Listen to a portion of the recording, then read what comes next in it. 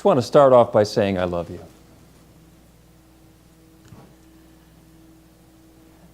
And some people would say, why? Just because. Just because. And I'll get into the details about why I want to talk about that. But first I want to talk about why. Why ask why? I was talking to my executive coach, it was probably a year and a half, 2 years ago, who's Reverend Joni Carley, who also has done talks here sometimes. And so she was going through one of the projects that I was involved in and saying, well, what's going on with this? And I was telling her what was going on and the reasons that something hadn't moved ahead. And she just interrupted me. She said, oh, reasons will kill you, which was not very metaphysical because we don't want to claim that sort of thing. But she said, reasons will kill you. And what happens is when we get sophisticated enough to make them not sound like excuses and they're just reasons, then that's just an excuse painted in a new disguise. Why didn't that happen? Well, there are actually two reasons to ask why. And the first is when you have a 4-year-old or a 6-year-old. They say why to everything. Why is the sky blue? Why is that over there? Why are the tires on the car round? Why this? Why that? Why the other? And the reason that they're asking why is because they want to know. They want to understand how the pieces are fitting together. They want to be able to broaden their base of understanding so they can incorporate a deeper understanding of what's going on in the world. So that's the understanding why. And Prayton just left the room so I can talk about teenagers and adolescents and middle schoolers, because the other reason to ask why is the undermining why. I want you to be home at 11 o'clock. Why? Now, the reason that they're asking why isn't because they want to have your parental insights and understanding about the rationale that you have for giving them the 11 o'clock curfew. The reason that they're asking why is because when you tell them why, if they can undermine one of the reasons that you're asking the question, then the whole demand to be home at 11 o'clock topples. I want you to be home at 11 o'clock. Why? Well, because you have to be at school tomorrow. But we have a late start because we're taking PSATs. That means I don't have to be home at 11. You still have to be home at 11. Or whatever, and they'll keep on asking why to chip away at whatever the reason is until they get you to change your mind. Does it work? No, not usually. Is it exhausting? Absolutely. And one of the things that I learned as I was raising my daughters through their teenage years is when they would ask that why question, I would stop. And before I answered, I would say, what's your reason for asking? Do you want to understand my rationale and my thought process behind being a parent? Or do you just want to get me to change my mind? And they know that if they say, I want you to change your mind, I say, well, then don't ask why. Just let's talk about you convincing me that I should change my mind. And the 2 or 3 times that they thought, let's go through I want to understand your thought process, it was such a mind-numbingly long conversation, they didn't want to hear it ever again. It's like, okay, so we went a long way towards taking why off the table. So I love you. Why? Just because. There's no reason. I don't have to have a reason for that. It's just because. And sometimes kids give that answer. Why? Because. Because why? Just because I said. And you've been through that and it goes on and on and on. And the answer is just because. So the talk today is called Because and Effect. And cause and effect is that scientific process where we can make something happen and then measure what happened, and we have a cause and an effect, and we can deepen our understanding that way. But as we're learning in the Beyond Limits class, and in fact in all of our studies of New Thought, the cause isn't the way that we're pushing stuff around and maneuvering and manipulating things in the world around us. The cause is always an idea, an intention. It's a spiritual impulse.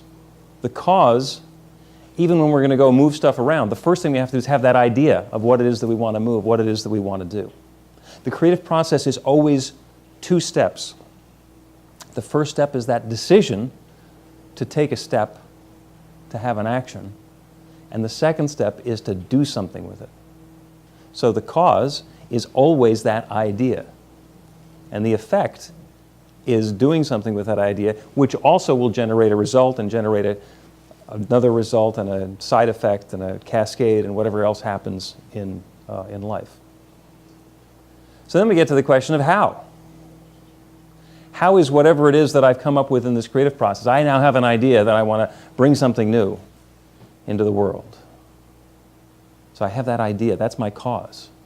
And the effect is going to be changing some stuff around in the world so that it exists. And we don't always know how.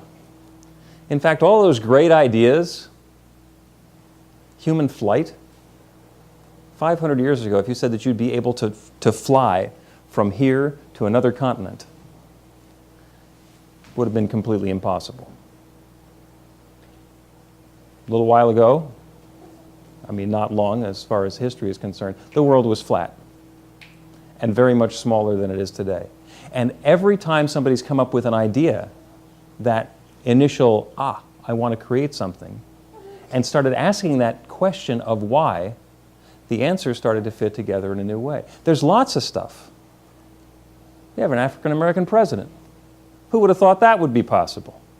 And that's not, 50 years ago that was completely impossible. 100 years ago, even more so. Gay marriage is now legal in Pennsylvania. This afternoon I'm actually performing my first wedding as a minister, and it's a gay couple where I attended their union ceremony 17 years ago today in Florida, where gay marriage is still illegal. Actually, I think they just changed that one in Florida. Did Florida get on board? Whatever, it's the news. Things that were impossible were set in motion by somebody with an understanding and idea to put that idea into cause and then let the effects work themselves out. How is that going to happen? How is it possibly going to happen? Could you have explained Skype 25 years ago? There was no internet, let alone the ability to have a live conversation with video all across the planet for free. In a lot of ways, the New Thought teaching is exactly the same way. There's an idea that we have, we speak our word, and we put that word into motion, and we let the word loose into the creative mechanism, that law of cause and effect, and something happens. And we don't know how. We get to let go of how. There's the joke that we know God's first name. God's first name is Howard. It says right there, Howard be thy name. So, and that's the joke. But the truth is, you can laugh. I didn't make it up. I'm not taking personal ownership of it. But that's actually more true than you would think. Because God is how. How it's going to happen is completely up to God. How is this going to work? God knows. God knows how this is going to work. But when we set that intention, when we put that impulse out into the world of effect, we say, this is what I'm intending. When we take that cause and we put it into the world of effect, then that law starts to respond to it. The how comes together in ways that are later very easy to understand, and we then get to ask why. Why did that work? Why did those pieces fit together that way? Why did this lead to this, lead to this, lead to Skype, or gay marriage, or whatever it was that it led to? When we're first starting down the path, we don't know how it's going to happen. And that's not only just okay, that's actually wonderful. I don't need to know how it's going to happen. God knows how it's going to happen. And I get to relax and just let that part of it go. So why is important for our intellect and for our reason.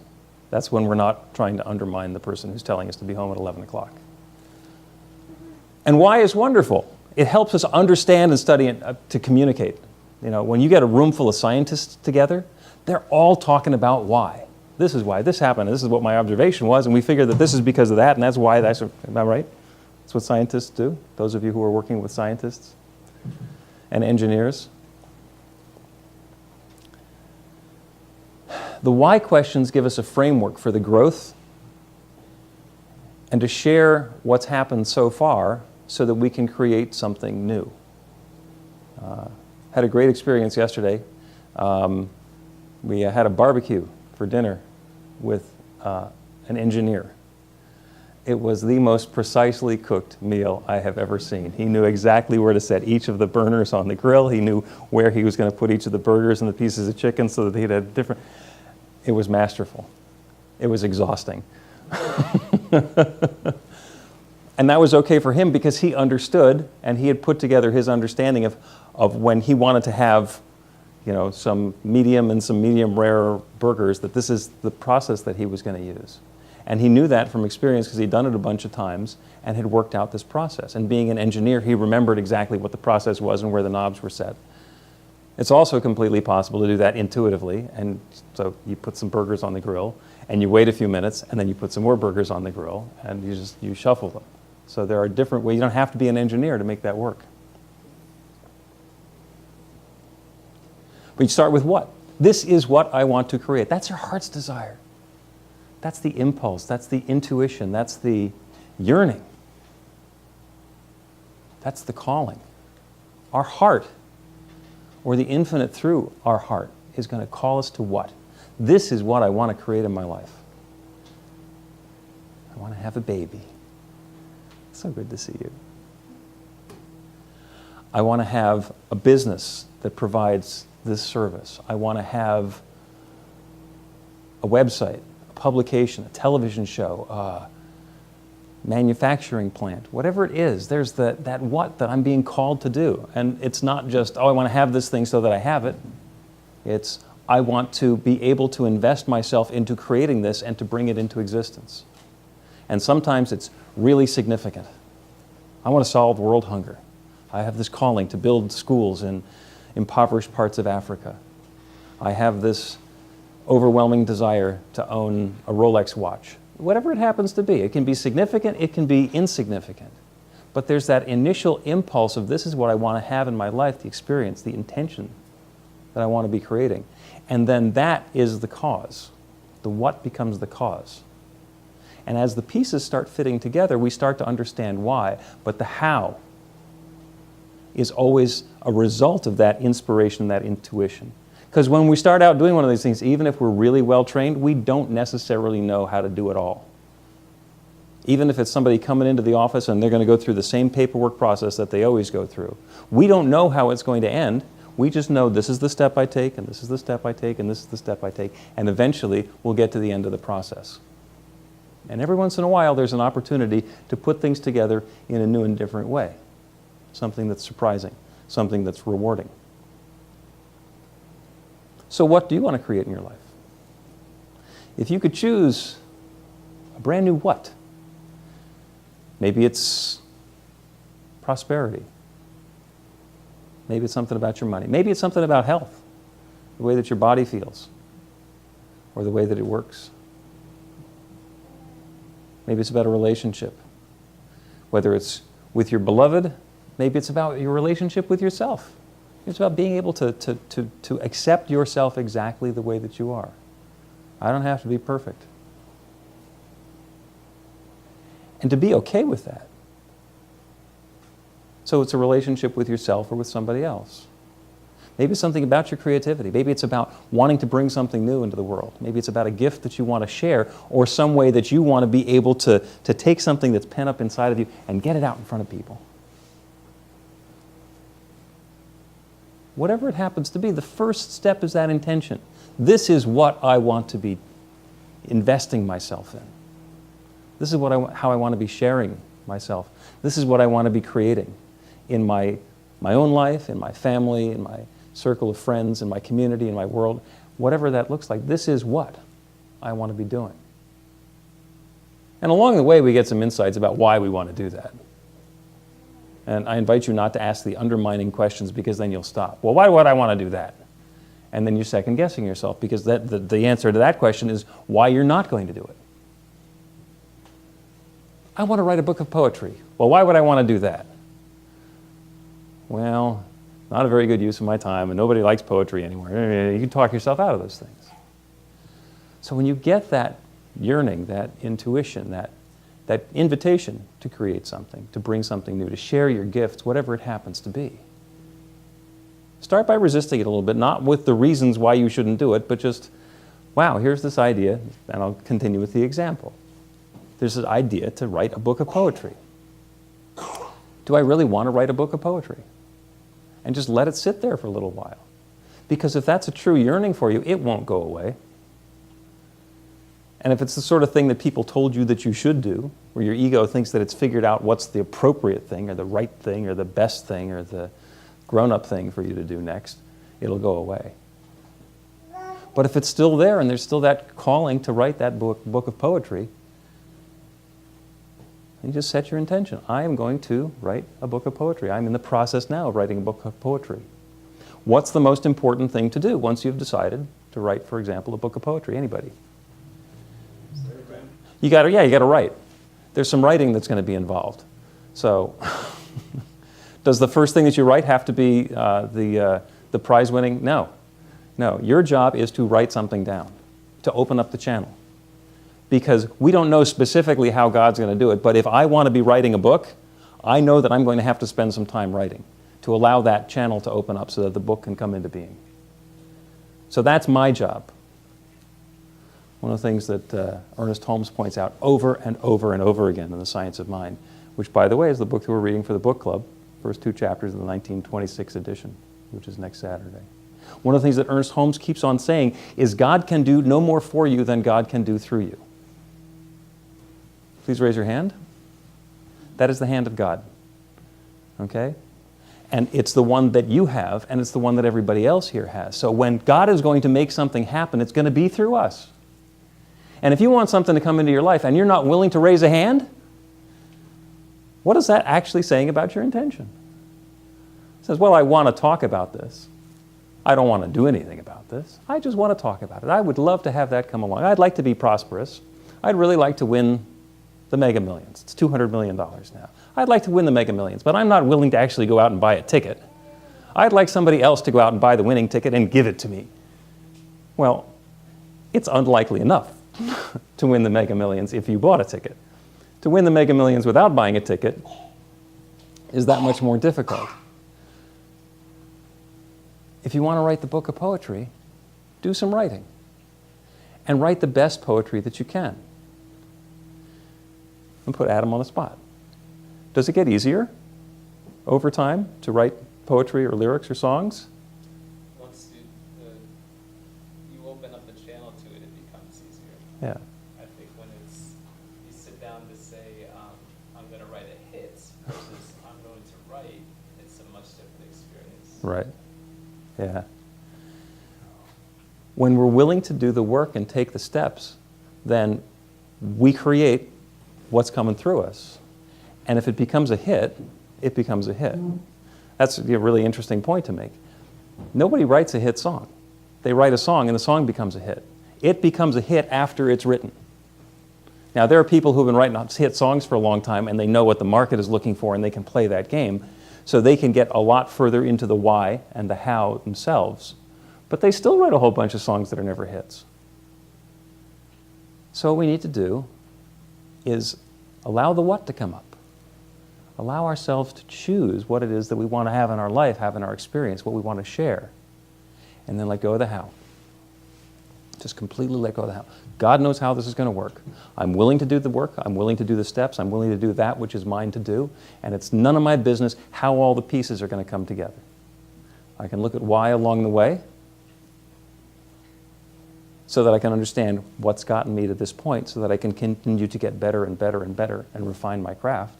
After you've been writing poetry or songs or whatever it is for a while, you understand the things that work in your style or the things that work with the marketplace that you're in or the environment that you're in. So the why is helpful for moving the process forward. But we don't have to master the why. We get to do the what, let God do the how, interpret the why, and bring something wonderful into our lives. And you can do that because you are a creative individual. You are completely empowered. Everything that exists everywhere on the planet that has been created by a person has been created by somebody with no more capability than you have right now. They have more resources. They have a company behind them. They had other things. They had more free time. Maybe. But if you start looking at those reasons that you can't do something, then you're back into the why. Now you're being an adolescent who's looking to undermine the reason. Don't do that. Let your heart sing. Find out what the what is. And let your gifts flow. You deserve to have your gifts flowing. Because you're wonderful and powerful and creative. And I think I might have mentioned that I love you. Thank you.